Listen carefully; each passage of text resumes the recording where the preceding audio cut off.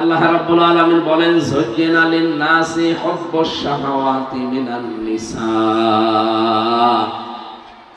আমি সুশোভন করে দিয়েছি, আকর্ষণীয় করে দিয়েছি, লোভনীয় বস্তু বানিয়েছি, আসক্তি তৈরি করে দিয়েছি, ভালোবাসা সৃষ্টি করে দিয়েছি। এই পৃথিবীতে যেই কয়টা জিনিসের প্রতি, তার ভেতরে প্রথম নম্বরে নারী। এটা সেই সৃষ্টি জগতের প্রথম দিন থেকেই চলে আসতেছে, চলবে ইলা ইয়াউমিল কিয়ামা, কিয়ামত পর্যন্ত। সুতরাং মেয়েদের প্রতি যেহেতু আকর্ষণ আল্লাহ দিয়েছে, এটাকে যেন সম্মানজনক রাখা যায়, সম্মানজনক জায়গায় রাখা যায়, সেই জন্য আল্লাহ পর্দার মতো ফরজ বিধানও দুনিয়ায় পাঠিয়েছে। আজ যারা এই পর্দার মতো ফরজ বিধান মানতে চায় না, এই মানুষগুলো এখন পৃথিবীতে, বিশেষ করে বাংলাদেশে, এরা নারী জাতিকে ভয় দেখাতে চায় যে ইসলাম এ দেশে যদি আসে তাহলে তোমাদেরকে ঘরের ভেতরে বন্দী করে রাখবে, কণ্ঠাসা করে রাখবে, এরকম বিভিন্ন কথা তারা বলতে চায়। আপনাদের জ্ঞাতার্থে বলছি, বাংলাদেশ জামাত ইসলামীর শ্রদ্ধাভাজন আমিরে জামাত ডক্টর শফিকুর রহমান হাফিজাহুল্লাহ, উনি অলরেডি ঘোষণা দিয়েছেন এদেশে যদি ইসলাম আসে সবচাইতে বেশি সম্মান এবং নিরাপদের সাথে থাকবে মেয়েরা। আল্লাহ যেন সেই সুযোগ আমাদেরকে চর্মচোখে দেখার তৌফিক দান করেন। সম্মানিত মা বোনেরা, 53 বছর পার হয়ে গেল, বহু কিছুই তো আমরা দেখেছি এবং সামনে দেখতে পাচ্ছি। এ দেশটা বিভিন্ন মানুষের হাতে তুলে দেওয়ার মাধ্যমে আমরা দেখেছিলাম যে মেয়েদের যে সম্মান মর্যাদা তারা কাঙ্ক্ষিত মানের দিতে পারে নাই। সামনে আমরা যদি চেষ্টা সাধনা করে ইসলামের হাতে তুলে দিতে পারি, একটু দেখতে চাই যে আসলে ইসলাম আমাদের কি দেয় এবং কি দিতে পারে। বিশ্বনবী মুহাম্মদ রাসূলুল্লাহ সাল্লাল্লাহু আলাইহি ওয়াসাল্লাম মেয়েদেরকে একেবারে চাকরানী থেকে তিনি রাজরানী বানিয়ে দিয়েছেন। যে জামানায় কন্যা সন্তান হলে আছাড় দিয়ে মেরে ফেলতো, জীবন্ত অবস্থায় কবর দিয়ে দিত, মাটির নিচে পুঁতে রাখতো, সেই জামানায় নবীজি এমন ঘোষণা দিলেন যে তার 3টা মেয়ে আছে, আল্লাহ তাকে 3টা জান্নাতের সুসংবাদ দিয়েছেন। সুবহানাল্লাহ। যার 3টা ছেলে আছে তাকে 3টা জান্নাতের সুসংবাদ, এমন কথা নবীজি বলেন নাই। এখানে আপনাদের মর্যাদা সম্মান অনেক বেশি। এখানে 3টার কথা বলতে বলতে নবীজি বললেন যার 2টা আছে তাকে আল্লাহ 2টা জান্নাতের অধিকারী বানিয়েছেন, যার 1টা মেয়ে আছে তাকে আল্লাহ 1টা জান্নাত দিয়ে দেবেন যদি ওই মেয়েটাকে 3টা কাজ করতে পারে দুনিয়ায়। তাকে ভালোবাসা দেয়, তাকে শিক্ষা দেয় এবং সৎ পাত্র দেখে পাত্রস্থ করে। সুতরাং এই 3টা কাজ যদি আমরা গার্জিয়ান যারা আছেন, মা বাবা আমরা যারা আছি, যদি পালন করতে পারি, তাকে ভালোবাসা মহব্বত করা, তার পেছনে খরচ করা এবং সুশিক্ষায় তাকে শিক্ষিত করার পর সৎ পাত্র দেখে দেখে পাত্রস্থ করতে পারি, কিয়ামতের দিন বিশ্বনবীর সাথে পাশাপাশি জান্নাতে আমরা থাকতে পারবো শুধু এই মেয়ের কারণে।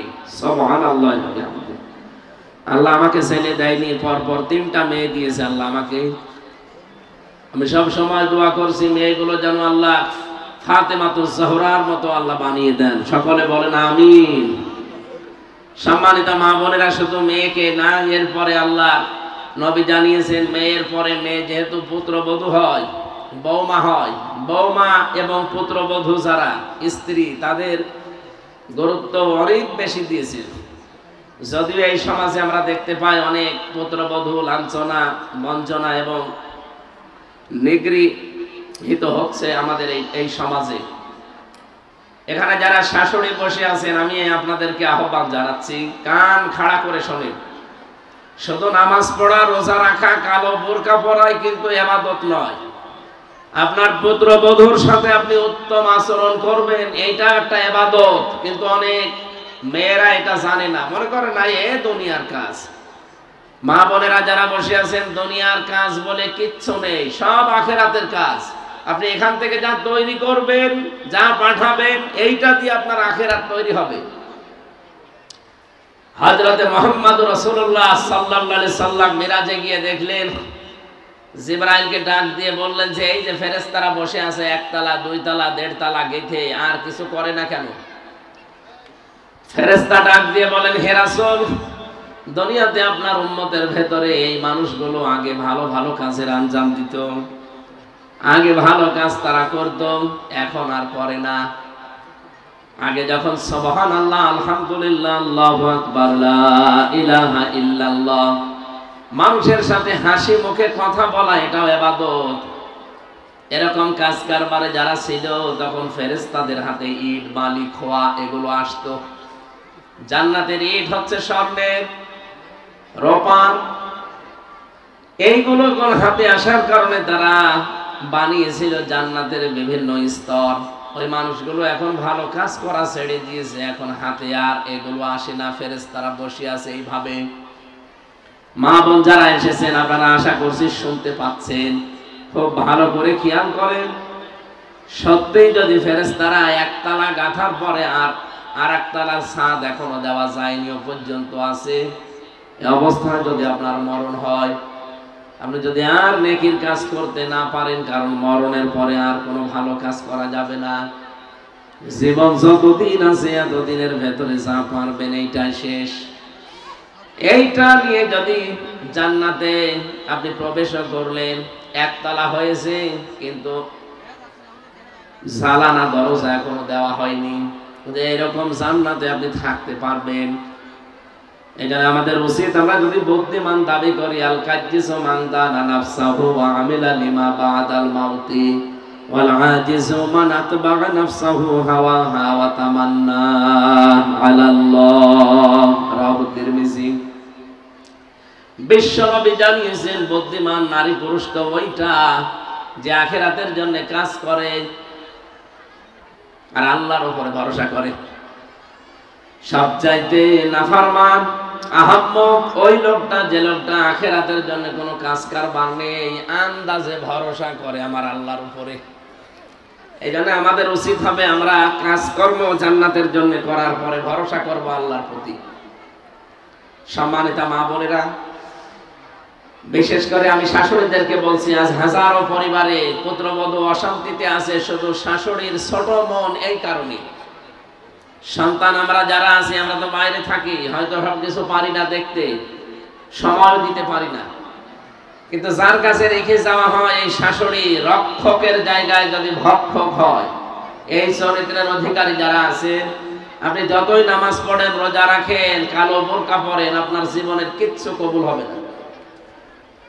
এই জন্য পুত্রবধূ যারা, যেহেতু অন্যের মেয়ে আপনার বাড়িতে এসেছে, নিজের মেয়ের মতো আচরণ করা লাগবে। এটা একটা ইবাদত। এই ইবাদতটা হাজারো পরিবারে নেই, এই জন্য বহু পুত্রবধূ মনে হয় জাহান্নামের ভেতরে আছে পরিবারে, এরা মানসিক রোগী হয়ে যায়। বহু মেয়ে লোক মেসেজ দেয় আমাদের মোবাইলে যে একটু শাশুড়িদেরকে বলতে পারেন না এরা কি মানুষ না দজ্জাল। সম্মানিত মা বোনেরা, যে মহিলারা এরকম মেসেজ দেয় তারা কোন জাহান্নামে আছে আপনি বলেন। এই জন্য আশা করছি আপনাদের আচরণ এরকম যেন না হয়। 3 নম্বরে আপনাদের সম্মান দিয়েছেন নবীজি, শুধু স্ত্রী হিসাবে নয়, ডাক দিয়ে জানিয়েছেন মা এই পৃথিবীর সর্বশ্রেষ্ঠ নিয়ামত। আল্লাহর পরে আল্লাহ যাদের স্থান দিয়েছেন তার নাম দিয়েছেন মা।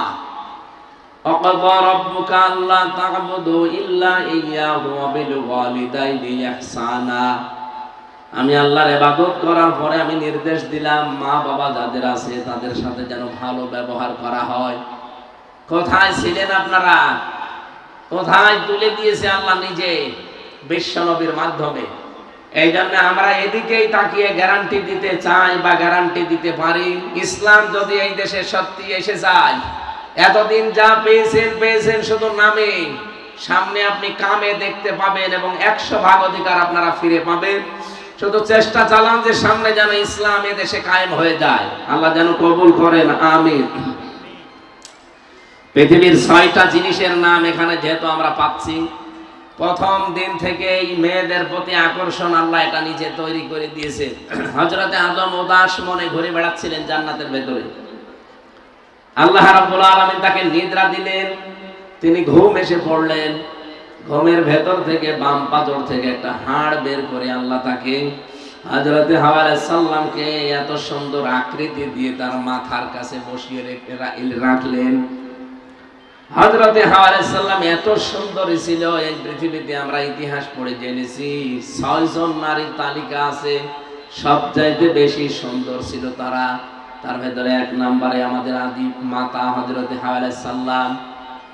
এত সুন্দর করে পৃথিবীতে আল্লাহ আর কাউকে বানাননি, নিজের হাতে আমার আল্লাহ নিজে তার চেহারাটা বানিয়েছেন। লাকাদ খালাকনাল ইনসানা ফি আহসানি তাকওয়িম।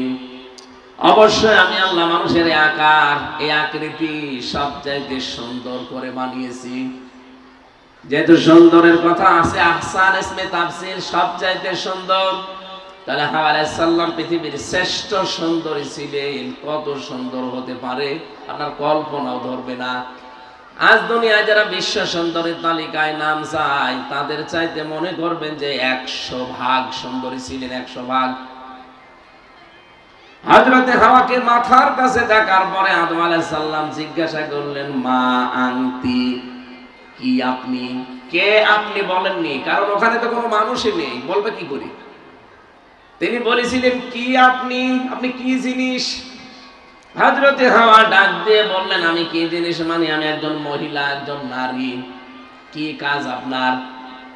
মেয়েটি ডাক দিয়ে বলেছিল, আমার কাজ লিতাসকুনু ইলাইহা, আপনার কাছে আমি বসবাস করব, আমি আপনার সাথে থাকতে চাই। হযরতে আদম আলাইহিস সালাম বললেন, আমি তো রাজি আছি। আল্লাহ বলেন, না, এই হাওয়াকে নিয়ে থাকতে হলে শুধু রাজি হলে হবে না, বিয়ে করা লাগবে। হযরত আদম বলে, আল্লাহ আমি রাজি আছি। আল্লাহ পাক বলেন, রাজি হলে হবে না, দেন মোহর দেওয়া লাগবে। এখানে 2টা জিনিস পেলাম। বিয়ে করতে পুরুষ মানুষ রাজি হলেই হচ্ছে না, 1 নম্বরে আপনাকে দেন মোহর ঠিক করা লাগবে। দেন মোহর ছাড়া বিয়ে কিন্তু শুদ্ধ হবে না। বাস্তবে বহুত বিধান আমরা পেয়েছি দুনিয়াতে আল্লাহর। এই যে নামাজ, রোজা, কোন মানুষ যদি এসে আমাকে বলে যে হামজা সাহেব, এতদিন আমি নামাজ পড়লাম, রোজা রাখলাম, আমার শরীরে আর কভার করে না, আমার শরীরে আর সাপোর্ট দেয় না, আমি আর পারি না নামাজে রোজায়, আপনি আমার মাফ করে দেন। আমি যদি বলি ঠিক আছে জেলা আমির সাহেব, আমি আপনাকে মাফ করে দিলাম, এটা মাফ হবে না, কারণ বিধান আমি দেইনি, বিধান আল্লাহ দিয়েছেন। এখানে দেনমোহরের টাকা যে স্বামীগুলো মাফ চেয়ে নেয়, আর আপনারা আবেগে পড়ে ওই সময় লজ্জার খাতিরে যদি মাফ করেও দিয়ে থাকেন, এটা মাফ হয়নি, ওটা ফেরত দেওয়া লাগবে আপনাকে। ওটা আপনার সম্ভ্রম, ইজ্জত, এর মূল্য আল্লাহ নির্ধারণ করে দিয়েছেন। এজন্য এটা যেহেতু রেকর্ড হচ্ছে, হাজারো স্বামী রাতের বেলায় আসবে, ওই স্বামীরা আমি ধরবো তাদেরকে। যে মানুষগুলো দেনমোহর না দিয়ে সংসার করছে, আর আপনি যদি বলেন যে মাফ করে দিলাম, যেহেতু আপনি এর মালিক না, মালিক তো সরাসরি আল্লাহ, আপনাকে আল্লাহ শুধু আদেশ দিয়েছেন। এখানে নামাজের আদেশ যেমন আমি মাফ করে দিলে হয় না, দেনমোহর ও স্ত্রী মাফ করে দিলে হবে না, এটা দেওয়া লাগবে, তারপরে মাফ হবে। আমি সামনে রাত্রে বেলা অন্তত আপনার স্বামীরা আসলে তাদেরকে এটা বোঝাবো। আর আপনারা যারা মাফ করেছেন, যেহেতু মাফ হয়নি, আজকে বাড়ি যেয়ে বলবেন, বাসর রাতে হয়তো লজ্জার খাতিরে মাফ করে দিয়েছিলাম, ওটা আসলে মন থেকে করিনি, আমার টাকা ফেরত দাও। আপনারা বলবেন, অবশ্যই তারা দিতে বাধ্য, নয়তো তাদের নামাজও হবে না, ফরজ যে ইবাদত বন্দেগী সব মাঠে মারা যাবে। সম্মানিত মা বোনেরা, হযরত আদম আলাইহিস সালাম বললেন, ঠিক আছে আমি বিয়েতে রাজি আছি, দেনমোহর আমার হাতে নেই। আল্লাহ বললেন, আমার নবী আছে, শেষ নবী, সর্বশ্রেষ্ঠ নবী, আখেরি নবী মুহাম্মদ রাসূলুল্লাহ সাল্লাল্লাহু আলাইহি সাল্লাম, তার প্রতি 10 বার দরুদ পড়ো, এইটাই দেনমোহর হিসাবে আমি মেনে নিলাম। বিয়ে হয়ে গেল, বাড়িতে আছে। হযরত আদম আলাইহিস সালামের প্রতি এই যে আকর্ষণ তৈরি করে দিয়েছিলেন নারীর প্রতি আমার আল্লাহ, সেই সর্বপ্রথম দিন থেকে আজ পর্যন্ত এটা চলছে, কিয়ামত পর্যন্ত চলবে। এটাকে পরিমিত ব্যবহার করার জন্য আল্লাহ গুরুত্বপূর্ণ বিধান দিয়েছেন, পর্দা। এজন্য আপনারা যারা এসেছেন, শয়তানের আমরা টার্গেট পড়েছিলাম তাফসিরে, শয়তানের কি কি টার্গেট থাকে। এই পৃথিবীতে শয়তানের সবচাইতে বড় টার্গেট হচ্ছে, সে যৌনতা ছড়াতে ভালোবাসে, উলঙ্গপনা এটা ভালোবাসে শয়তান। এজন্য জান্নাত থেকে শয়তান আদম এবং হাওয়াকে বের করে দেবে, এটা তার প্রথম টার্গেট ছিল না। তার প্রথম মূল টার্গেট ছিল কি করে তাদের লজ্জাস্থান উন্মুক্ত করা যায়। ওইটা দেওয়ার দরকার নেই, এটা দেন।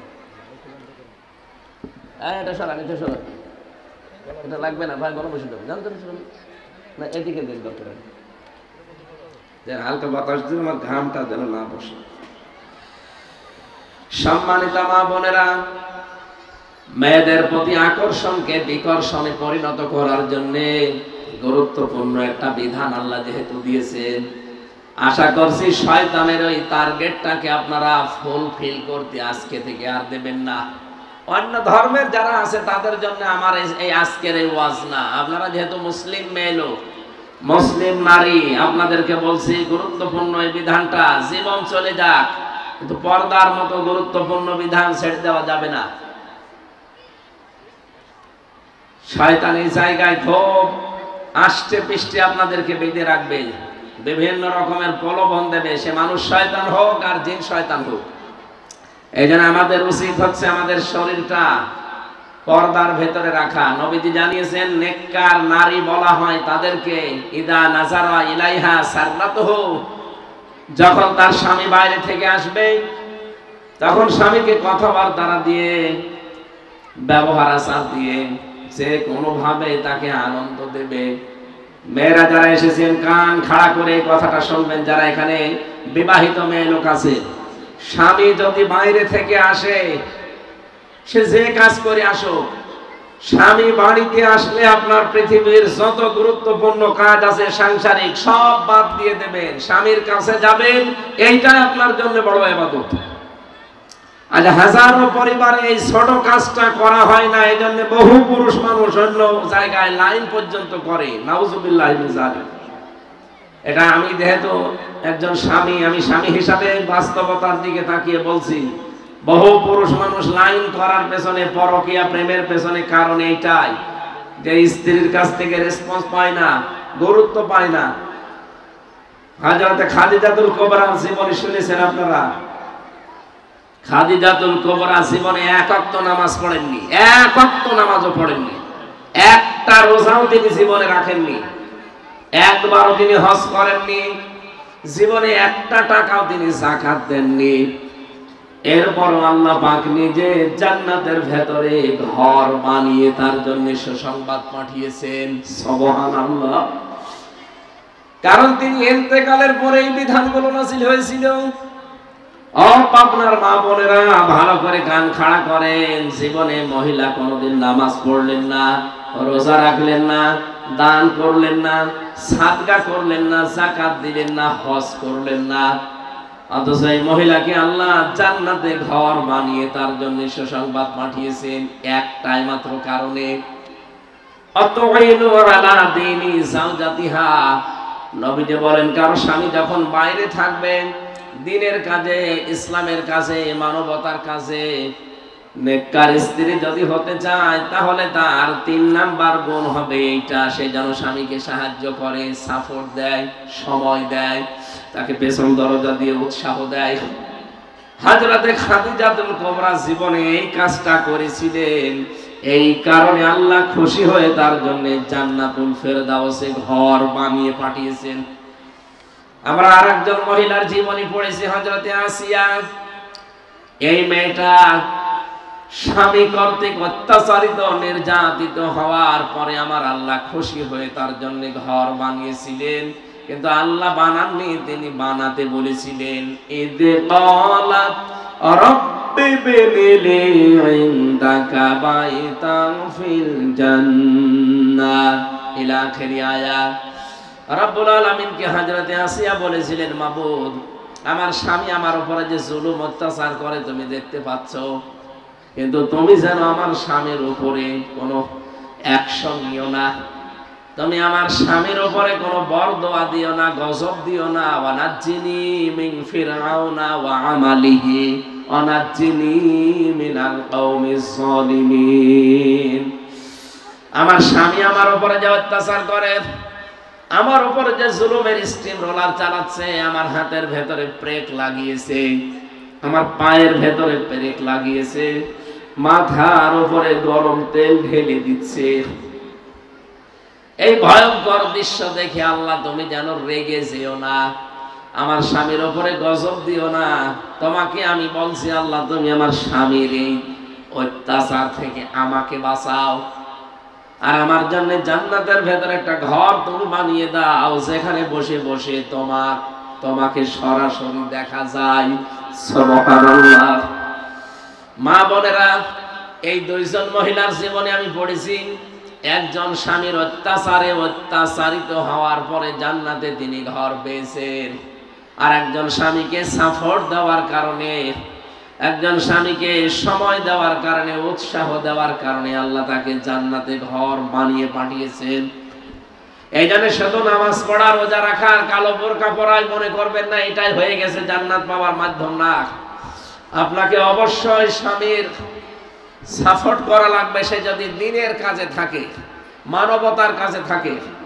ওয়াইদা গাবা আনহা হাফিজাতুহু, নবীজি বলেন 2 নম্বরে ওই মহিলার কাজ হবে, স্বামী যদি বাইরে চলে যায়, যতক্ষণ স্বামী বাইরে থাকবে নিজের সন্তান, নিজের সম্পদ, নিজের ইজ্জত আবরু, নিজের সম্ভ্রম, এইগুলো সে হেফাজত করে রাখবে, কন্ট্রোল করে রাখবে। হাজারো মহিলাকে পরিবারে এইটা পাওয়া যায় না। স্বামী এত কষ্ট করে বাইরের দেশ থেকে টাকা পাঠায়, স্ত্রীদের টাকা কোথায় কোথায় ব্যয় করে সে জানে আর আল্লাহ জানে। 2 বছর 3 বছর 5 বছর পরে স্বামী বাইরে থেকে বাড়ি আসে, এসে দেখে ওর জীবনে আর কিচ্ছু নেই, এমনকি বউটাও নেই, বউটা অন্যের হাতে চলে গেছে। আপনি জবাব দিতে পারবেন জীবনে আর কোনোদিন? মা বোন যারা এসেছেন, চরিত্র সংশোধন করবেন। স্বামী বাইরে গেলে নিজেকে হেফাজত করে রাখা, এমনকি মোবাইলে যদি কোনো মহিলা কথা বলতে চায়, মোবাইলের আওয়াজ কেমন হবে সে আওয়াজ পর্যন্ত আল্লাহ কোরআনে দিয়েছেন। সূরা আহজাবের 32 নম্বর আয়াতে আছে, 22 নম্বর পারার 1 নম্বর পৃষ্ঠায় আল্লাহ পাক বলেন, ইয়া নিসান নাবিয়্যি লাস্তুন্না কাআহাদিম মিনান নিসা ইনিত্তাকাইতুন্না ফালা তাখদা'না বিল কওলি ফায়াতমা'আল্লাযী ফী কলবিহি মারাদু ওয়া কুলনা কাওলাম মা'রুফা। আল্লাহ এখানে নবীর স্ত্রীদেরকে ডাক দিয়েছেন, যদিও তারা উম্মতের জন্য মা, মায়ের সাথে খারাপ ধারণাকে অনেকে আমরা করি না, করা ঠিকও না। তারপরও নবীর স্ত্রীদেরকে আল্লাহ ডাক দিয়ে বললেন, হে নবীর স্ত্রীরা, বাইরে পরপুরুষের সাথে যদি কারো সাথে কথা বলতে চান, মোবাইল তো তখন ছিল না, এই জন্য ওখানে হেজাব দেওয়া আছে পর্দার আড়াল থেকে। এখন ওইটার বাংলা অর্থ করা লাগবে মোবাইল, টেলিফোন, ফ্যাক্স। পর্দার আড়াল থেকে যদি মোবাইলে, ফোনে, ফ্যাক্সে কারো সাথে কথা বলতে চান, আপনার কথা বলবেন সঠিক, মিথ্যা কথা কারো সাথে বলবেন না। সে সামনাসামনি বলেন আর মোবাইলে বলেন, কিন্তু সাবধান, কখনো যেন ভাষাকে আপনি একেবারে নম্রভাবে, ভাষাকে আকর্ষণীয় ভাবে উপস্থাপন করবেন না। কথাগুলো বলার সময় কর্কশ ভাবে, রাগান্বিত ভাবে, এমন ভাবে আপনি কথা বলবেন যেন ওই কোলে যে মোবাইল ধরে আছে সে মোবাইল কেটে দেয়। মোবাইলে কথা বলার মতো যে আওয়াজ আল্লাহ শিখিয়ে দিলেন, যাদের অন্তরের ভেতরে গোড় আছে, যারা রোগগ্রস্ত পুরুষ মানুষ, এরা যদি আপনার কথা শুনে যেন আকৃষ্ট না হয়ে মোবাইল কেটে দেয়। এই জন্য মেয়েরা মোবাইলে কোন ধাঁচে কথা বলবে আল্লাহ সেইটা পর্যন্ত কোরআনে দিয়ে দিয়েছেন। অথচ আপনি স্বামী বাইরে চলে গেলে পরপুরুষের সাথে মোবাইলের নরম ভাষায় কথা বলেন, এটা হারাম। মা বোন যারা এসেছেন, আশা করছি আপনি আয়াতটা মেনে চলবেন। ওয়াইদা গাবা আনহা হাফিজাতুহু, স্বামী বাইরে গেলে স্বামীর এই কণ্ঠস্বরটাও আপনি হেফাজত করে রাখবেন। আপনি মোলায়েম ভাবে কথা বলতে পারেন, আবেদনময়ী হয়ে শুধুমাত্র আপনার স্বামীর সাথে, এটাও আপনার ইবাদত। কোন স্ত্রী যদি স্বামীর সাথে মোলায়েম কণ্ঠে, নরম নম্র ভাবে, আস্তে আস্তে, আকর্ষণীয় ভাবে যদি স্ত্রী স্বামীর সাথে কথা বলে, যতক্ষণ কথা বলতে থাকবে স্বামীর সাথে, নবীজি বলেন সাদগা দেওয়ার মতো সওয়াব হবে। সুবহানাল্লাহ। পরপুরুষের সাথে যতক্ষণ আপনি মোলায়েম কণ্ঠ নিয়ে কথা বলবেন, জিনা করার গুনাহ হবে। আশা করছি আপনি বুঝেছেন। এই শব্দ কথাটা আমি বলতাম না। ওয়াকারনা ফি বুয়ুতিকুন্না ওয়ালা তাবাররাজনা তাবাররুজাল জাহিলিয়াতিল উলা ওয়াকিমনাস সালাতা ওয়া আতিনাজ যাকাতা ওয়া আতি'নাল্লাহা ওয়া রাসূলা। আল্লাহ পাক বলেন, হে পৃথিবীর মেয়েরা, ঘরের পরিবেশে থাকবে, বাইরে যখন বের হবে জাহিলি যুগের মেয়েদের মতো রূপ সৌন্দর্য প্রদর্শন করে বের হবে না। পাবনার মেয়েরা, আমি বহুবার বলেছি বিভিন্ন মাহফিলে যে তাবাররুজের ভেতরে আমি তিনটা অর্থ পেয়েছি তাফসিরে খাজেনের ভেতরে। এই তিনটার একটাও যদি কোনো মহিলার ভেতরে পাওয়া যায়, ও জান্নাত তো দূরের কথা, জান্নাতের ঘ্রাণ পর্যন্ত ওই মহিলা পাবে না, যতই নামাজ পড়ুক, রোজা রাখুক আর পর্দার কথা বলুক। এক নম্বরে তাবাররুজের অর্থ হচ্ছে মেয়েরা যখন রাস্তাঘাটে আসার সময় হয়, বাইরে যাওয়ার সময় হয়, তখন ওরা সাজগোজ করে বের হয়। মেয়েদের সাজগোজ শুধু জায়েজ আছে তার স্বামীর জন্য, অন্য কারো জন্য না। এজন্য এই বিষয়টা খুব খেয়াল করবেন, কারণ মেয়েদের একটা সাজগোজ, এটাও ইবাদত, কিন্তু এটা হওয়া লাগবে স্বামীর জন্য। বাইরের করার জন্য, দেখানোর জন্য যদি কেউ সাজগোজ করে, তাহলে যতক্ষণ সাজবে সে যেন হারাম কাজে আছে। হযরতে ফাতেমাতুজ জোহরা ছোটবেলায় সুন্দর করে সাজগোজ করে তিনি বাইরে বের হলেন, নবীজির সামনে পড়লেন, ডাক দিয়ে বললেন, মা ফাতেমা কোথায় যাও? বলে আমার বান্ধবীর বাড়িতে। বিশ্বনবী ওই দিন তাকে ছোট্ট একটা নসিহত করেছিলেন। ডাক দিয়ে বলেন, মা, দুনিয়াতে তোমার সাজগোজ হবে শুধু তোমার স্বামীর জন্য। পৃথিবীতে স্বামী বাদ দিয়ে বাইরের লোকের জন্য যদি সাজগোজ করো, জান্নাতের সাজ থেকে আল্লাহ তোমারে বঞ্চিত করে দেবে। হযরতে ফাতেমা বলে, বাবার এই ছোট্ট উপদেশটা সারা জীবন আমি মনে রেখেছিলাম। কোনদিন আমার স্বামী বাদে আর কোন মানুষের জন্য আমি সাজগোজ করি নাই। সম্মানিত মা বোনেরা, আমি আবার বলছি, স্বামী যখন বাইরে থেকে আসবে, আপনার সব চাইতে ফরজ কাজ হচ্ছে তাকে সময় দেওয়া, আর মন বোঝা, কথাবার্তা বলা, তার পেছনে আপনি ব্যবহার আচার দিয়ে তাকে খুশি করবেন। দুইজন এই সময় যদি হাসি খুশির চলে, দাঁতও বের হয়ে যায়, সেই কয়টা দাঁত বের হবে তিরমিজি শরীফের হাদিস, ওই কয়টা নফল হজের সওয়াব হবে। সুবহানাল্লাহ। যত মেয়ে লোক এখানে এসেছে, বিশেষ করে বিবাহিত, আল্লাহ পাক এই বিবাহিতা মেয়েদেরকে এই আমলটা করার সুযোগ দান করেন, বলেন আমিন। তাবাররুজের দ্বিতীয় নম্বর অর্থ পেয়েছি, মেয়েরা বাইরে যখন আসে তখন ছোটখাটো পোশাক পরে যারা। এই ওয়াজটা এখানে করার দরকার আমার না, যেহেতু রেকর্ড হচ্ছে এই জন্য করছি। এখানে যারা এসেছেন তারা তো আর ৮-৬০ ছোটখাটো পোশাক পরেন না, বহু মানুষ এরকম পরে। তাদেরকে বলছি, যুবতী মেয়ে, 18 বছর, 20 বছর, 22 বছর মেয়ে, স্কিন টাইট প্যান্ট পরে, গেঞ্জি গায়ে দিয়ে বাবার সাথে বসে বসে সিনেমা দেখছে, এটা কি পরিবার বলা যায় না জানোয়ার বলা যায়? বলেন, কত নিচে নেমে গেছে তারা। একটা অঘটন কখন ঘটে যাবে এরকম কিছু আচরণে, তখন আপনি তো সারা জীবন দিয়েও তুলতে পারবেন না। শয়তান তো আর বসে নেই।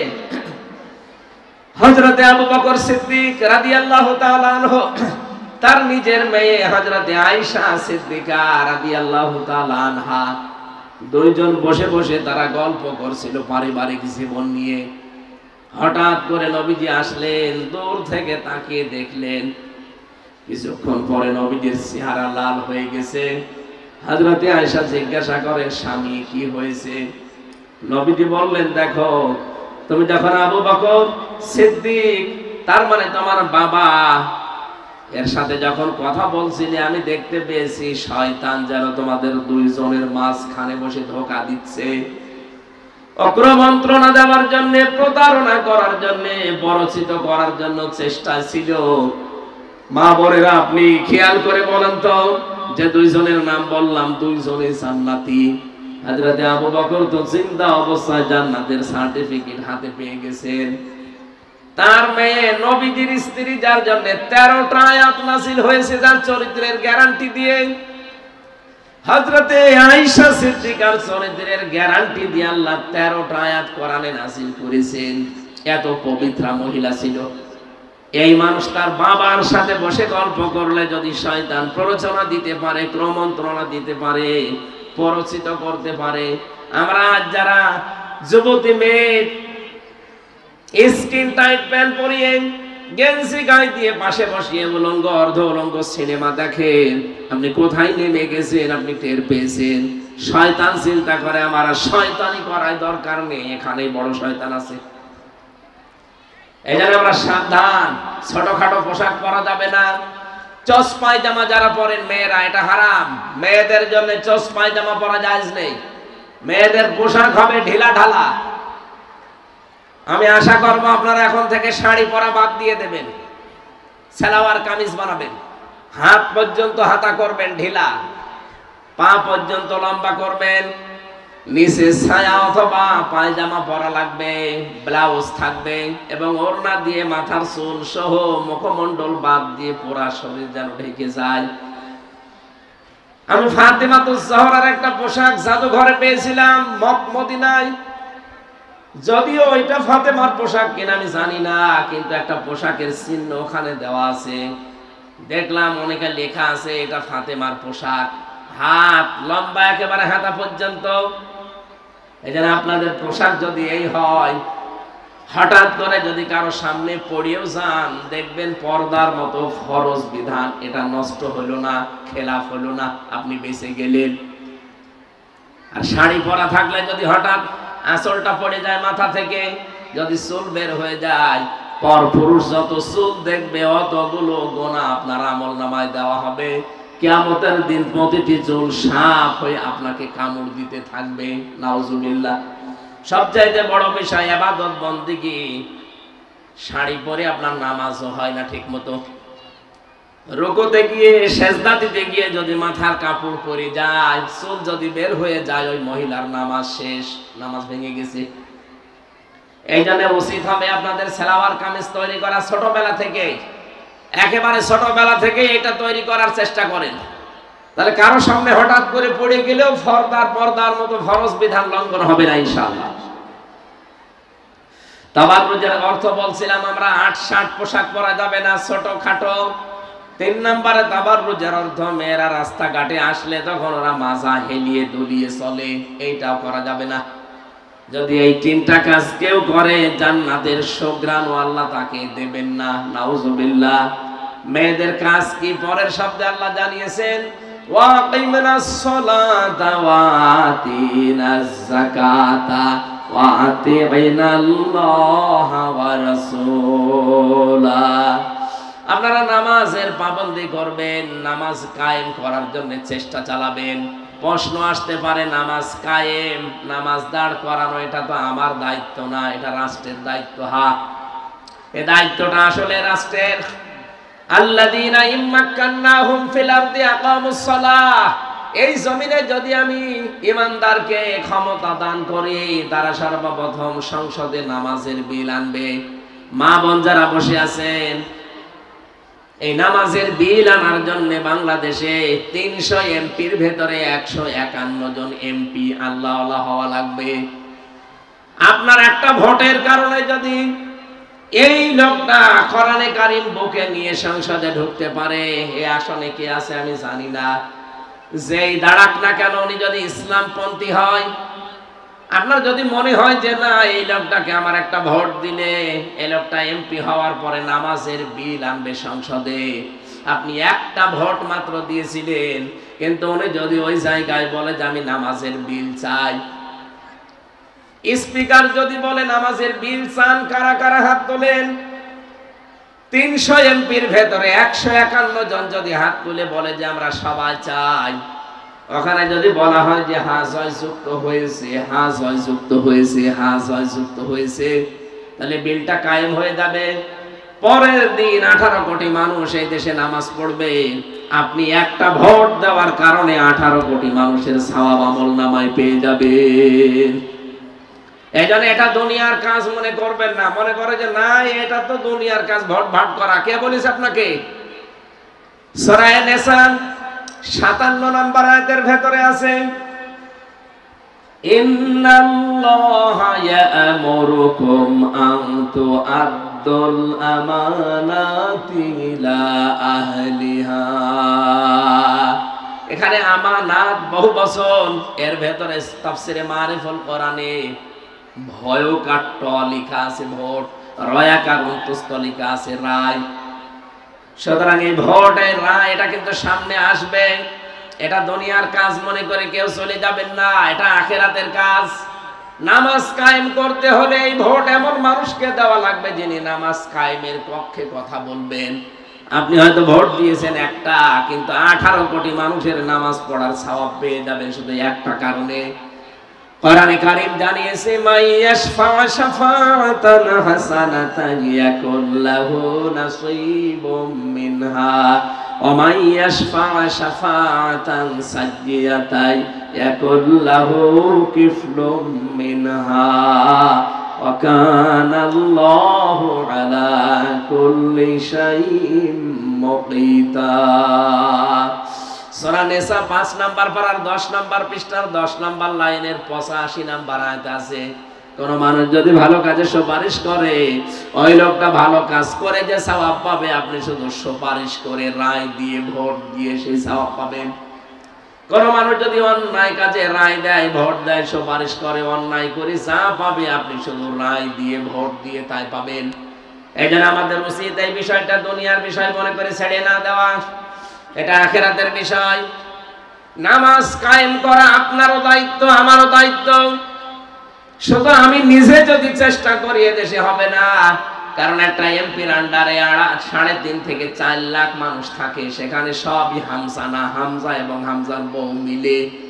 এজন্য আমি যদি চেষ্টা করি, আমার বউ যিনি হবেন তারও চেষ্টা করা লাগবে নামাজ কায়েমের এই আন্দোলনের শরীক হওয়া। আল্লাহ পাক আপনার মেয়েদেরকে যেন তৌফিক দেন, বলেন আমিন। 2 নম্বরে যাকাত দেওয়া লাগবে। এই যে আজকের 3 নম্বর পয়েন্টে আছে, আল কানাতিরিল মুবানতারাতি মিনাদ যাহাবি ওয়াল ফিদ্দা। রব্বুল আলামিন বলেন, পঞ্জীবিত সোনা, পঞ্জীবিত রূপা, এগুলো স্তবকৃত সোনা রূপা মানুষের পছন্দ, এর প্রতি আকর্ষণ মানুষের আছে। আর মেয়েদের তো এর প্রতি আকর্ষণ আরো বেশি। আমার তো মনে হয় মেয়ে লোককে আল্লাহ বানিয়েছে শুধু এই সোনা রূপার প্রতি আকর্ষণ দিয়ে। ওরা দুনিয়ায় আর কিছু না হোক, সোনা রূপার কথা শুনলেই পাগল হয়ে যায়। আমার নিজেরটা তো আছে, এই জন্য বলছি। সম্মানিত মা বোনেরা, আমার বাড়িতে যে মেয়ে লোকটা আছে, ওকে আল্লাহ মনে হয় বানিয়েছে শুধু সোনা রূপার হাড়ি পাতিল কেনার জন্য। কোন জায়গায় হাড়ি পাতিল দেখলে ওর মাথা খারাপ হয়ে যায়, আর স্বর্ণের কোন জিনিস পেলেই ও একেবারে শেষ। শুধু আমার বাড়িটা না, এখানে যারা বসে আছে প্রত্যেককে আল্লাহ এই স্বভাবটাই দিয়েছেন। আল্লাহ বলেন, আমি মানুষের ভেতরে আকর্ষণে আসক্তি দিয়েই বানিয়েছি যে সোনা রূপা, ধন সম্পদ, এগুলো আপনি কামাই করতে অসুবিধা না, নিষেধ না, কিন্তু এর যাকাত আদায় করা লাগবে। কোন মানুষ যদি স্বর্ণ কিনতে কিনতে 7.5 ভরির উপরে চলে যায়, ও যদি যাকাত না দেয়, 52 ভরির উপরে যদি রূপা চলে যায়, ও যদি যাকাত না দেয়, ইয়াউমা ইউহমা আলাইহা ফি নারি জাহান্নামা ফাতুকওয়া বিহা জিবাহুহুম ওয়া জুনুবুহুম ওয়া যুহুরুহুম হাযা মা কানাসতুম লিআনফুসিকুম ফাযুকু মা কুনতুম তাকনিজুন। রব্বুল আলামিন বলেন, কিয়ামতের দিন ওই সোনা রূপা আমি জাহান্নামের আগুন দিয়ে গলাবো। ওর পিঠের উপরে, ওর নাকের উপরে, ওর মুখের উপরে, বুকের উপরে আমি সিল লাগাবো জাহান্নামের আগুন দিয়ে।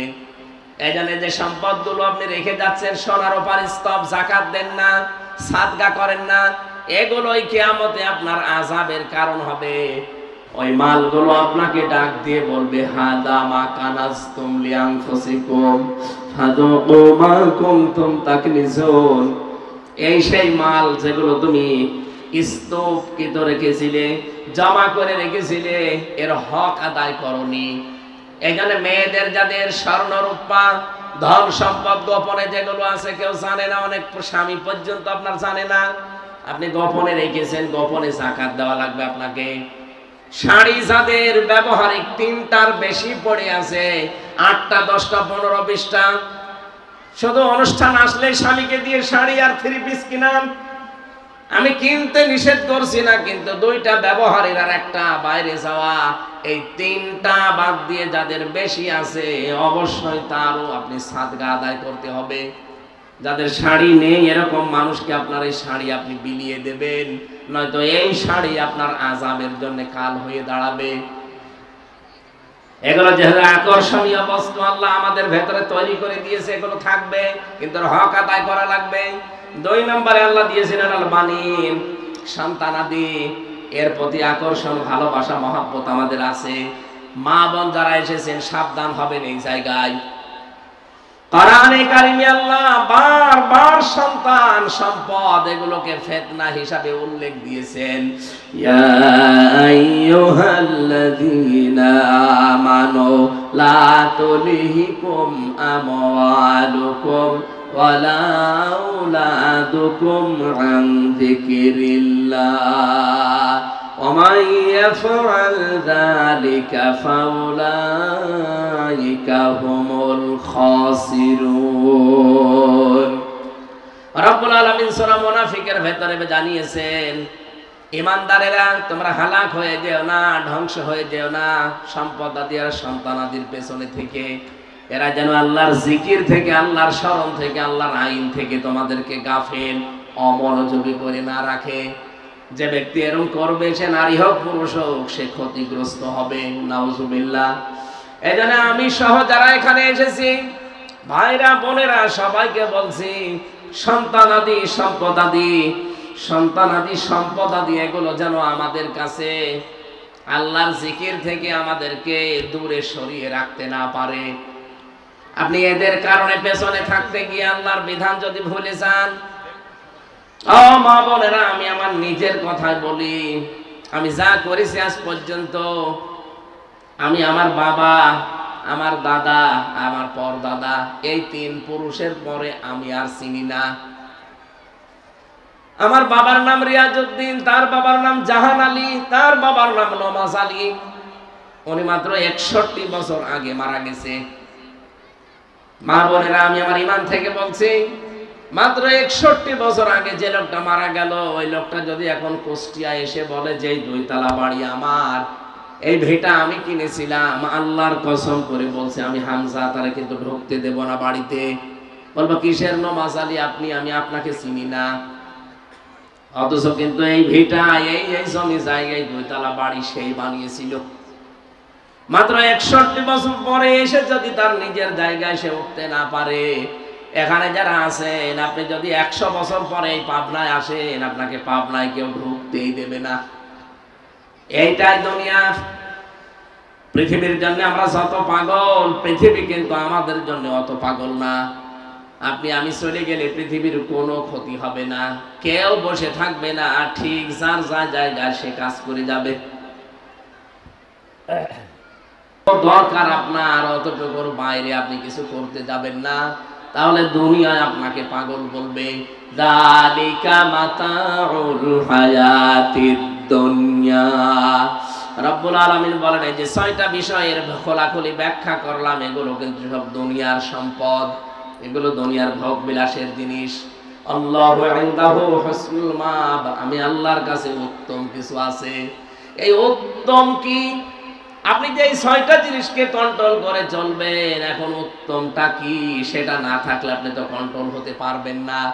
আল্লাহ এজন্য নিজে ওয়াজ করছেন এবার নবীকে দিয়ে, কুল আউনাব্বিউকুম বিখায়রিম মিন যালিকুম লিল্লাযীনা তাকাও ইনদা রাব্বিহিম জান্নাত।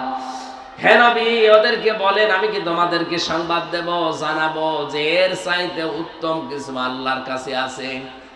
দুনিয়ায় যারা তাকওয়া অবলম্বন করতে পারবে, আল্লাহকে ভয় করে জীবন চালাতে পারবে, এই মানুষগুলোর জন্য প্রথম পুরস্কার হিসাবে আল্লাহ রেখে দিয়েছেন বাগান, জান্নাত।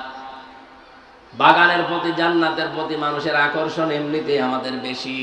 আল্লাহ এর জন্য প্রথম পুরস্কার এই বাগানের নাম দিয়েছেন। এমন বাগান তাজরি মিন তাহতিহাল আনহার, এর তলদেশ দিয়ে নদী আর নহর প্রবাহমান থাকবে। খালিদিনা ফিহা, চিরকাল আপনি থাকবেন, কোনোদিন আপনাকে আর বের করে দেওয়া হবে না। সর্বশেষ যেই লোকটা জান্নাতে প্রবেশ করবে এবং যাকে জান্নাতের একেবারে ছোট জান্নাত দেওয়া হবে, এদের তাফসিরে দেখেছি এই দুনিয়ার মতো 10 দুনিয়ার সমান আল্লাহ তাকে জান্নাত দেবে। জাহান্নাম থেকে বের করে হায়াতে নহর, এখান থেকে গোসল করিয়ে ধৌত করানোর পরে যখন জান্নাতের পাশে রাখবে, লোকটাকে আল্লাহ পরীক্ষা করার জন্য বলবেন এই যে জান্নাত দেখতে পাচ্ছ। লোকটা আরজি করবে, মাবুদ আমাকে জান্নাতের গেটের কাছে একটু বসাও, আমি একটু ভেতরে দেখি। আল্লাহ বলেন ঠিক আছে, তোমাকে গেটের কাছে নিয়ে যাব, কিন্তু এর পরবর্তীতে আর কিছু চাইতে পারবা না। ঠিক আছে। জান্নাতের প্রথম গেটে নিয়ে যাওয়ার পরে সবকিছু তো ভালোভাবে দেখাও যায় না, আরজি করবে আল্লাহ আমি আর একটু দেখতে চাই, শুধু ভেতরে যাব আর বের হয়ে চলে আসবো, আমি কোনো কিছুই ধরবো না, ছবো না, ঘ্রাণও নেব না। আল্লাহ বলেন ঠিক আছে যা। ভেতরে যাওয়ার পরে আল্লাহকে বলবে রব্বুল আলামিন একটা কাজ করলে হয় না কি, যেখানে দিলে এখান থেকে যদি আর বের না করো তাহলে কতই না ভালো হয়। নবীজি বলেন আল্লাহ পাক তখন তাকে বলবেন যা, তোর জন্য এই জান্নাতটা আমি রিজার্ভ করে দিলাম। লোকটা তখন আল্লাহকে জিজ্ঞাসা করবে আতাস্তাহজিউ মিন্নি ইয়া রাব্বুল আলামিন, ইয়া রাব্বাল আলামিন, হে রব্বুল আলামিন তুমি তো ঠাট্টা বিদ্রুপ এগুলো পছন্দ করো না, তে আমার সাথে ঠাট্টা করো, এই বিশাল জান্নাত আমাকে তুমি রিজার্ভ করে দিলে। নবীজি বলেন আল্লাহ পাক তার কথা শোনার পরে ওই দিন তিনি হেসে ফেলবেন। ধরে বলেন সুবহানাল্লাহ। এই জন্য আপনাকে এমন বাগান আল্লাহ জান্নাতে প্রবেশ করাবে, এবং বাগানে যে দলদেশ দিয়ে নদী আর নহর প্রবাহমান থাকবে, এই পৃথিবীর পরিমাণ 10টা পৃথিবী। এটা আপনাকে বিশ্বাস আগে করা লাগবে। যার বিশ্বাস এই বাগানের প্রতি, জান্নাতের প্রতি যত বেশি হবে, আগের ওই 6টা বিষয় তার তত বেশি কন্ট্রোল হয়ে যাবে। আপনি 2, 3, 5 দিন পরে ওখান থেকে বের হয়ে আসবেন না। খালিদিনা ফিহা, চিরস্থায়ী ভাবে থাকবেন। ওয়াজওয়াজুম মুতাহহারা, পবিত্র স্বামী স্ত্রী ওখানে আল্লাহ দেবেন আপনাদের আমাদের। এমন পবিত্র, এই পৃথিবীতে কিছু হলেই তো ঠকামুকি হয়ে যায়, গন্ডগোল হয়, মনোমালিন্য হয়। জান্নাতের ভেতরে আল্লাহ এমন পবিত্র সম্পর্ক তৈরি করে দেবেন যা কোনোদিন এর ফাটল ধরবে না। এবং পৃথিবীতে আমাদের নারী হোক পুরুষ হোক, সৃষ্টিগতভাবে অনেক নাপাকি শরীরের বাইরে দেখা যায়। জান্নাতে আল্লাহ এমন স্বামী স্ত্রী তৈরি করবেন যার কোনো নাপাকি বলতে কিছু নেই। আরিদওয়ানুম মিনাল্লাহ, 3 নম্বরে আল্লাহ নিজে ঘোষণা দিবেন যে আমি রাজি হয়ে গেলাম তোদের উপরে। সম্মানিত মা বোনেরা, মেহমান বাড়িতে এসেছেন, আপনি মেহমানকে রিসিভ করার পরে যদি মুখ গোমরা করে থাকেন, কথা বলেন না, খাবার দেওয়ার সময় যদি থালা বলেন এই নে খা, মেহমান খুশি হবে না, আরো কষ্ট পাবে। আল্লাহ বলেন আমার বাগানে জান্নাতে প্রবেশ করাবো, চিরস্থায়ী ভাবে থাকতে দেব, ওহর দেব, গেলমান দেব, পবিত্র স্বামী স্ত্রীর বন্ধন তৈরি করব। এতটুকুই না, সর্বশেষ আমি বলবো যা তোদের উপরে জীবনের মতো খুশি হয়ে গেলাম। এটাই জান্নাতি মানুষদের সর্বোচ্চ পুরস্কার। আল্লাহ বলেন আল্লাহু বাসীরুম বিল ইবাদ, এতটুকুই না, আমি কিন্তু আমার বান্দাদের প্রতি বড় সূক্ষ্মদর্শী। আমি আন্দাজে সিদ্ধান্ত নেব না, দেখে শুনে বুঝে তারপরে সিদ্ধান্ত নেব। এজন্য আমাদের উচিত হচ্ছে আল্লাহ যেহেতু দেখে শুনে সিদ্ধান্ত নেবেন, ওপরে বর্ণিত এই 6টা বিষয়কে সঠিকভাবে আজকে থেকে ব্যবহার করা। আর এই 3টি পুরস্কারের জন্য দুনিয়ার অনেক কিছু ছাড় দেওয়া, অনেক টাটকা শোক আপনাকে ছাড় দেওয়া লাগবে এই 3টা পুরস্কার পাওয়ার জন্য। এবার আল্লাহ দুইটা গুণ দিয়েছেন 16 এবং 17 নম্বর আয়াতে। এই দুইটা আয়াতে আল্লাহ বলেন 6টা গুণ আমার এই নেককার বান্দা বান্দীদের ভেতরে থাকবে, নারী পুরুষ সবার ভেতরে। তারা প্রথম গুণ অর্জন করবে, আল্লাযীনা ইয়াকুলুনা রাব্বানা ইন্নানা আমান্না। তারা মোনাজাত করে বলবে, রব্বুল আলামিন আমরা ঈমান এনেছি আপনার প্রতি, ফাগফির লানা যুনুবানা, এক নম্বরে আপনি আমাদেরকে maaf করে দেন। সম্মানিত মা বোনেরা, এই যে maaf করা, ক্ষমা করা, এটার দায়িত্ব পৃথিবীর আল্লাহ কাউকে দেয়নি। maaf করতে পারে শুধুমাত্র আমার আল্লাহ। ওমা ইয়াগফিরুয যুনুবা ইল্লাল্লাহ, আল্লাহ বাদে maaf করার কেউ নেই। এই জন্য কোন দরগার কাছে, কোন দুর্গার কাছে, কোন মাজারের কাছে, কোন পীরের কাছে, কারো কাছে যাবেন না। আর আপনি মহিলা, আপনি যাবেন কেন? আপনার সবচাইতে বড় শিক্ষক, সবচাইতে বড় পীর, সবচাইতে বড় উস্তাদ হচ্ছে আপনার স্বামী। স্বামী যদি না জানে তাহলে আপনার বড় ভাই, বড় ভাই যদি না জানে তাহলে আপনার ছেলে, এরপর আপনার বাবা হচ্ছে আপনার বড় শিক্ষক। যেটা জানেন না বাবার কাছে জানবেন, যেটা জানেন না বড় ভাইয়ের কাছে জানবেন, যেটা জানেন না স্বামীর কাছে জানবেন, যেটা জানেন না বড় ছেলের কাছে জানবেন। এর বাইরে আপনার কোনো পীর নেই। পীর মানে উস্তাদ। যেটা জানেন না এই 4 জন উস্তাদের কাছে আপনি জেনে নেবেন। সর্বোপরি যেখানে লেখাপড়া করেন ওই উস্তাদের কাছে পর্দার সহিত জেনে নেবেন। এর বাইরে আপনার কোনো জায়গা নেই। অথচ হাজারো মানুষ আজ ভণ্ড পীরের খপ্পরে পড়ে সব কিছু হারিয়ে ফেলছে। তাদের কাছে গিয়ে বলে, বাবা আমারে maaf করেন না। maaf করার মালিক আল্লাহ শুধু নিজে। ওমা ইয়াগফিরুয যুনুবা ইল্লাল্লাহ, আল্লাহ বাদে maaf কেউ করতে পারে? আল্লাহ বলেন না। এজন্য আমরা সাবধান। আমাদের প্রথম গুণ এইটা হবে, আমরা ক্ষমা চাইবো, maaf চাইবো শুধু আল্লাহর কাছে। মা বোন যারা এসেছেন, আজকে থেকে, এখন থেকে একটা আমল সারা জীবন করবেন। যখন এই বসে আছেন, যখন এই সময় পান, সব সময় বলবেন আস্তাগফিরুল্লাহ, আস্তাগফিরুল্লাহ। আর একটু বেশি করে যদি বলতে পারেন বলবেন আস্তাগফিরুল্লাহ ওয়া আতুবু ইলাইহি। আর একটু বেশি বললে বলবেন আস্তাগফিরুল্লাহ আল্লাযী লা ইলাহা ইল্লা হুয়াল হাইয়্যুল কাইয়্যুম ওয়া আতুবু ইলাইহি লা হাওলা ওয়ালা কুওয়াতা ইল্লা বিল্লাহিল আলিয়্যিল আযীম। এ পর্যন্ত। একেবারে যদি কিছুই না পারেন বলবেন লা হাওলা ওয়ালা কুওয়াতা ইল্লা বিল্লাহ। এ পর্যন্ত হবে। সব সময় এটা মুখে জারি রাখবেন, সব সময়, সব সময় এটা জারি রাখবেন মুখে। আপনি পাক থাকেন না পাক থাকেন কোনো অসুবিধা নেই। আবার বলছি, আপনি পাক থাকেন না পাক থাকেন কোনো অসুবিধা নেই। সব সময় মুখে থাকতে হবে আস্তাগফিরুল্লাহ, আস্তাগফিরুল্লাহ, আস্তাগফিরুল্লাহ। নবীজি বলেন, এটা যদি জীবনে কন্টিনিউ করতে পারো, জীবনের অনেক অভাব আমার আল্লাহ নিজের থেকে দূর করে দেবে। অনেক চিন্তা ভাবনা আপনার জীবনকে কাহিল করে রাখে, সে চিন্তা আল্লাহ নিজে দূর করে দেবে। সুবহানাল্লাহ। ওয়া কিনা আযাবান নার। আল্লাহ বলেন 2 নম্বরে তার গুণ হবে, সে আমি আল্লাহর কাছে জাহান্নামের আগুন থেকে পানা চাবে। জাহান্নামের আগুন বড় কঠিন এবং কঠোর। এই জায়গা থেকে ক্ষমা চাওয়া লাগবে, আল্লাহর কাছে পরিত্রাণ চাওয়া লাগবে। আমি কোরআন হাদিস পড়ে যা বুঝেছি, জাহান্নামের আগুন থেকে বাঁচার একটা মাত্র উপায় আছে। সূরা সফের 10 নম্বর আয়াতে আপনি এই তথ্যটা পাবেন। বাড়ি যেয়ে তাফসীর করে মিলাবেন। হালাদুল্লুকুম আলা তিজারাতিন তুনজিকুম মিন আযাবিন আলীম। রব্বুল আলামিন বলেন, আমি একটা ব্যবসার কথা বলবো, যেটা করলে জাহান্নামের আগুনে যাওয়া লাগবে না, আল্লাহ বাঁচিয়ে দেবে। সেটা আল্লাহ রাসূলের প্রতি ঈমান আনার পর তার দ্বীনকে জমিনে কায়েম করার জন্য জান আর মাল দিয়ে চেষ্টা সাধনা করা, জিহাদ করা। সুতরাং এটা শুধু পুরুষের কাজ না, মহিলাদেরও কাজ।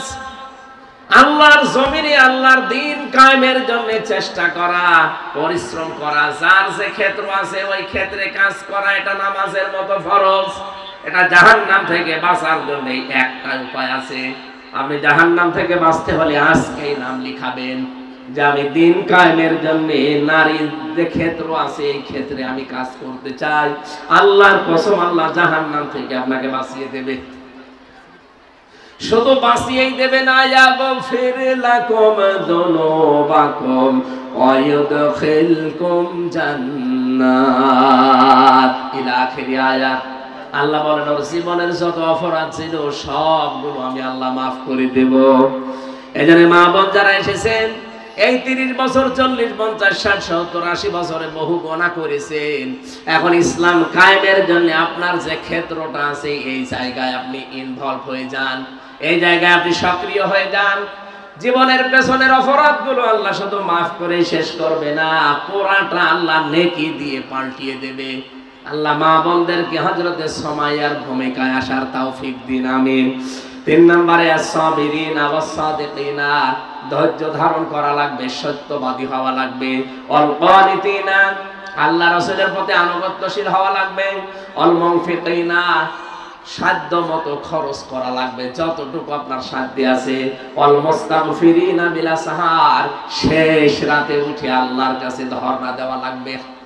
এই 6টা গুণ যারা অর্জন করতে পারবে ওই 3টা পুরস্কার তাদের জন্য, জান্নাত, উত্তম স্ত্রী বা স্বামী এবং আল্লাহর সন্তুষ্টি। ওই 6টা বিষয় আল্লাহ আমাদের কাছে আসক্তি, ভালোবাসা, সশবন, আকর্ষণীয়, এগুলো যেহেতু তৈরি করে দিয়েছে, এই 6টা বিষয়কে পরিমিত ব্যবহারের মাধ্যমে 3টা পুরস্কার পাওয়ার আশায় এই 6টা গুণ অর্জন করার তৌফিক আল্লাহ সব মেয়ে লোক যারা এসেছেন সবাইকে যেন দান করেন, আমিন। বারাকাল্লাহু লানা ওয়া লাকুম ফিল কোরআনিল আযীম।